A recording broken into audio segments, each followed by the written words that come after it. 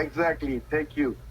বাংলাদেশ থেকে আমার মা জি, জি। এবং বোন আমার জন্য পাঞ্জাবি পাঠাইছে, আড়ং এর একটা পাঞ্জাবি পাঠাইছে। তো ওনারা জানে না, আমি প্রশ্ন করছিলাম, ওনারা জানে না এই সম্বন্ধে কিছু। ওরা যে এইভাবে মানে রিলিজিয়ন বিরোধী এবং বাংলাদেশ বিরোধী কর্মকাণ্ডে জড়িত। আমি ওই পাঞ্জাবিটা ঈদ উপলক্ষে আমার জন্য পাঠাইছে, গত পরশুদিন আইসা পৌঁছাইছে।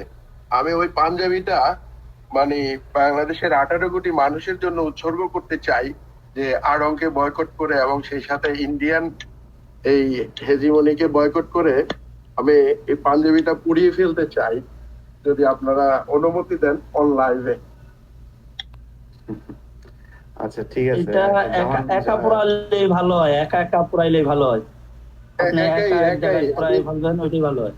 হ্যাঁ, একাই আমি আপনাদেরকে নিয়ে, আমি যদিও প্রবাসী, আপনাদেরকে জি, নিয়ে আমি জি, জাযাকাল্লাহ। উৎসর্গ করলাম বাংলাদেশের মানুষকে, বাংলাদেশের 18 কোটি মানুষের স্বাধীনতা ও সার্বভৌমত্বের জন্য আমি এই ঈদের উপহারটা উৎসর্গ করে দিলাম আড়ংয়ের পাঞ্জাবি। মাশাআল্লাহ।